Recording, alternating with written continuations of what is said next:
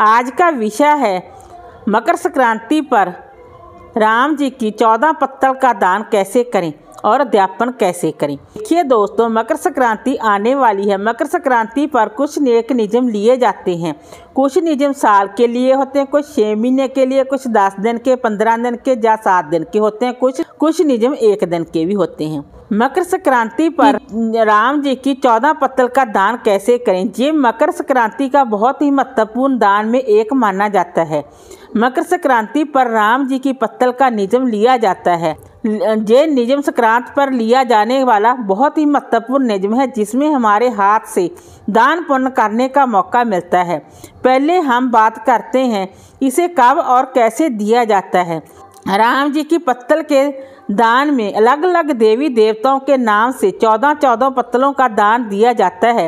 यानी कि हर जगह पर देवताओं के नाम की 14 जगह पर पत्तल देनी, जहाँ 14 जगह भोजन देना होता है।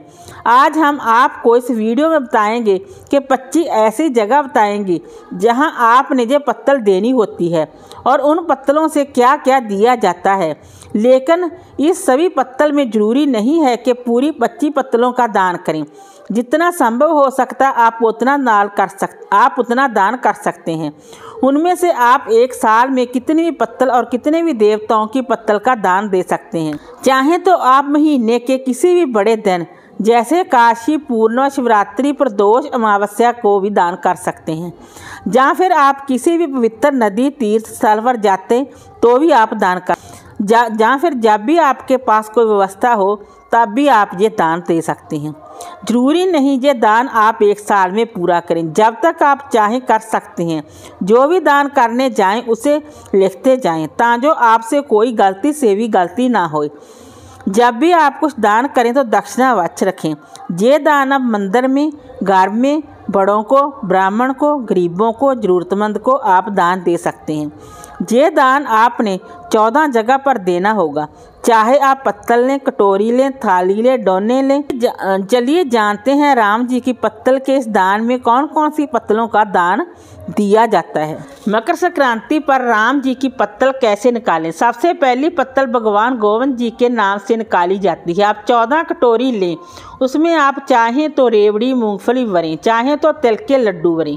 साथ में दक्षिणा रखें और भगवान से प्रार्थना करें कि हे प्रभु, मैं ये पत्तल निकाल रही हूँ जा रहा हूँ और मैं 12 महीने में ये पत्तल निकाल सकूं। मुझ पर ऐसी कृपा करें। उसके बाद आप इन पत्तलों को मंदिर में दे सकते हैं। दूसरी पत्तल नर के लिए निकाली जाती है। 14 थाली लेकर उसमें आप पूरी सब्जी, हलवा रखें, बर्फ़ी रख सकते हैं, लड्डू भी रख सकते हैं। साथ में दक्षिणा रखें और उसके बाद इन्हें मंदिर में दे सकते हैं या फिर पंडित जी को भी दे सकते हैं। तीसरी पत्तल नारायण के लिए निकाली जाती है। 14 कटोरी लें, 14 जगह पर कचौरी रखें और दक्षिणा रखें। चौथी पत्तल भगवान श्री हरि विष्णु जी के लिए निकाली जाती है। 14 जगह बेसन के लड्डू रखें, केला रख सकते हैं। चित्रगुप्त के लिए 14 जगह पर जो आपकी इच्छा है रख सकते हैं। 5वीं पत्तल है हमारे देवी देवताओं की। इसमें आप हलवा, भोजन, मिठाई रख के दे सकते हैं। 6वीं पत्तल जमराज की पत्तल। इसमें आप मीठे चावल, दही चावल या कच्चे चावल रख कर भी दे सकते हैं। 7वीं पत्तल धर्मराज की। इसमें आप चावल या खिचड़ी बनाकर भी दे सकते हैं या फिर कच्चा चावल भी दे सकते हैं। 8वीं पत्तल पोपा बाई की पत्तल के साथ साड़ी आप चाहें तो दे सकते हैं, नहीं तो सभी पत्तलों के साथ एक एक ब्लाउज पीस, मिठाई और फल। 9वीं पत्तल जारजंकार की पत्तल। इसमें आप फल, मिठाई के साथ जूते, चप्पल, जराबें, खड़ाऊं का दान दे सकते हैं। 10वीं पत्तल द्वारपाल जय विजय की पत्तल। इसमें आप फल, मिठाई, भोजन आदि दे सकते हैं। 11वीं पत्तल है शिवजी भोलेनाथ जी की। इस पत्तल पर इसमें आप फलाहार या सगारी सामान दे सकते हैं, चाहे बना हुआ चाहे कच्चा भी दे सकते हैं। 12वीं पत्तल माँ अन्नपूर्णा की। इसमें आप हलवा, पूरी या पूरा भोजन बनाकर दे सकते हैं। 13वीं पत्तल चंद्रमा की पत्तल। इसमें आप खीर, चावल या सफ़ेद मिठाई दे सकते हैं। 14वीं पत्तल राम जी की पत्तल। इसमें आप हलवा, पूरी, भोजन दे सकते हैं। 15वीं पत्तल सूर्य देव की। सूर्या देव की पत्तल। इसमें आप गुड़ से बनी कोई चीज़ दान कर सकते हैं। इसमें नमक का दान ना करें। 16वीं पत्तल लड्डू गोपाल की पत्तल। इसमें आप छोटे छोटे बच्चों का सामान दान करें, जैसे खिलौने, टॉफ़ी, बिस्कुट दान कर सकते हैं। 17वीं पत्तल तुलसी मैया की पत्तल। इसमें आप फलाहारी सगारी सामान दे सकते हैं। 18वीं पत्तल गाय माता की।